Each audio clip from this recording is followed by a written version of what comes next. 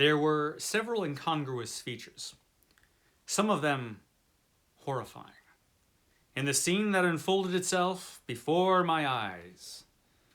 But my attention was at first exclusively drawn to a figure, standing motionless 30 paces away and peering in my direction. I almost shouted out loud in amazement.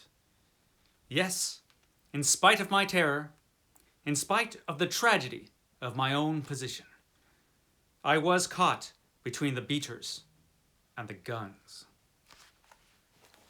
Stupefaction stifled all other sentiment when I saw this creature on the lookout, lying in wait for the game.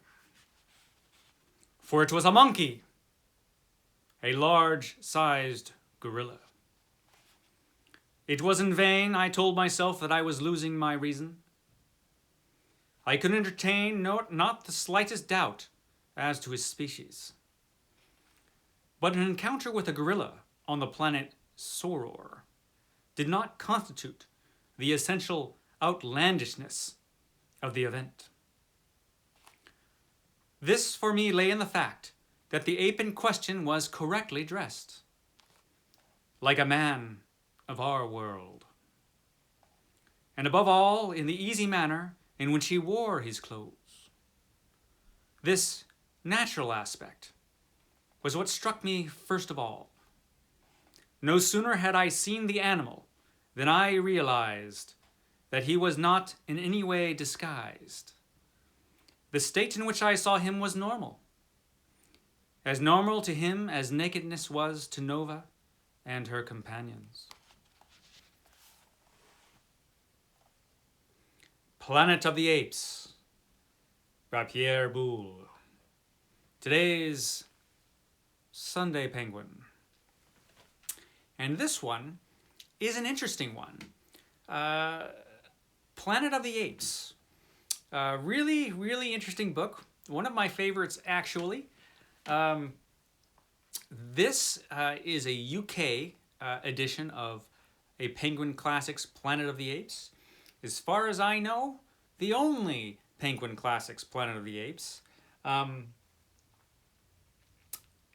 thought maybe it was a Penguin Modern Classic, and it might be, but it just says, as far as I can see, Penguin Classics on it. Yeah. So it was sort of a temporary Penguin Classic. Some Penguin Classics are like that. They just come and they're never reprinted. And this might have been reprinted maybe once or twice, but I don't know if it was. This is the only edition I've ever seen of it, and I've looked for any others that might be out there. So certainly only available in the UK. We've never had an American edition, as far as to my knowledge. We've never had an American edition of Planet of the Apes, which is unfortunate. It should be a classic here in America.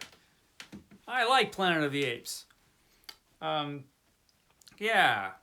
So this came out in 2001, not coincidentally, the same year that the Reimagining, Tim Burton's Reimagining of Planet of the Apes was released. And that was a pretty bad movie. That was a really bad Planet of the Apes. And I sort of picture, the editors of Penguin Classics going to see that movie and watching it and thinking,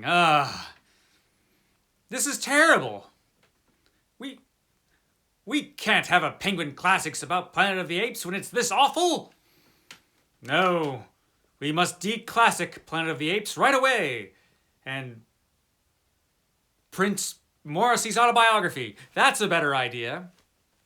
I'm sure it went something exactly like that. So a temporary Penguin Classic, but kind of an interesting curiosity. And like I said, one of my favorites. I first read this book. This was the second adult grown-up book that I read as a child. The first book was Dracula, which was fantastic. And this was the second. And I got this specifically because I loved Planet of the Apes as a child. I just thought it was fantastic. I loved all the Planet of the Apes movies. They were all great. So I was a big fan of Planet of the Apes, but not in any kind of weird way or anything. Yeah, Planet of the Apes was great, and so I picked this up. I think I found it in my local library, and I took it home and read it. And this was the first time that I was ever really surprised by how different a book could be from a film that I was familiar with, because the book is very different. Yeah, it's an interesting book. It's like a bizarro version of the film if you're familiar with the film. Yeah. So the main character in this book, whose name I'm just completely blanking out on. So let me see if I could find it so I don't give you the wrong name. Ulysses Moreau. Ulysses Moreau was the main character's name, who is very different from the Taylor that we are familiar with from the film. And he's one of the ways that the book is very, you can tell that the book is very different from the film. Ulysses Moreau would not last 5 minutes if he landed on the movie version of Planet of the Apes. And on the other hand, if Taylor had gone to the book version of Planet of the Apes, he probably would have been running that planet in about a month. There's a lot of differences between these versions. This was not one of those cases where the book is just better. It's not. A lot of the changes that they made for the film worked really well, and I think it probably wouldn't have been nearly as good of a film if they hadn't made those changes, so they were kind of necessary. And again, that's no slight against the book, because this book is actually pretty good. If you read it, it's a lot of fun. It's kind of a cool adventure, science fiction-y type of story. It doesn't take itself too seriously, but still there's some interesting ideas in this book.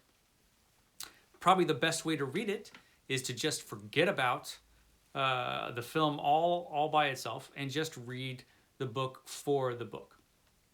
And if you do that, I think you'll like it quite a bit. And like I said, this is it as a Penguin classic. There's not too many editions of Planet of the Apes running around out there, and there should be. There should definitely be, like I said, a new Penguin Classics edition of Planet of the Apes. But no, just this lone penguin. But this probably isn't the best way to read it anyway, and I'll show you what the best way to read it is currently. I just happen to have on my bookshelf a new addition to my bookshelf, which would be, of course, Planet of the Apes. This is the Folio Society edition of Planet of the Apes, and it's fantastic. Just look at this guy. This gives you a pretty good idea of how different the book is from the film. All the beats, all the things we're familiar with from the movie are kind of in here, but changed. Then by the end of the book, things get really different. Let me just show you a couple of the illustrations in this fantastic folio volume. Again, this really celebrates the book and kind of forgets about the film. And you can really see that in some of the illustrations. There's Nova there. What a great picture. Nova running around. And this particular illustration really kind of gives you an idea of just how different the film and the book are. Those are our hunters who are hunting our hero, Ulysses. Yeah, this one's a good one. Yeah, lots of great illustrations in this book. Yeah, so this is a good one. This is a great edition, the Folio Society edition. So if you want to read Planet of the Apes, this is the way to do it. And this book, like the movie, has a surprise ending, but it's a very different surprise ending than the surprise ending in the film. Although that shouldn't have been a surprise, the ending to the film. I remember watching that just as a small child and noticing that all the apes spoke perfect English, which should have been a clue tailored as to where you were. But that's a quibble. Great movie. Loved it, obviously. And in the book, it has its own surprise ending at the end. Yeah, where did I put my Penguin Classic? Down here it is. So my Penguin Classic for today, my Sunday Penguin, is Planet of the Apes, which I highly recommend that you go and read this if you get the chance. Yeah, really interesting novel. And I think you guys will probably enjoy it. It's really cool. So next week, we will probably have a more traditional Penguin Classic. But, you know, I just couldn't resist when I found a Penguin Classic edition of Planet of the Apes finally. I just could not resist making it my Sunday Penguin. So yeah, Planet of the Apes. And next week, a more traditional Penguin Classic probably. Probably, you never know with me. And tomorrow, be here for the first Mythos Monday. Yes, Mythos Mondays, where I will be talking about H.P. Lovecraft.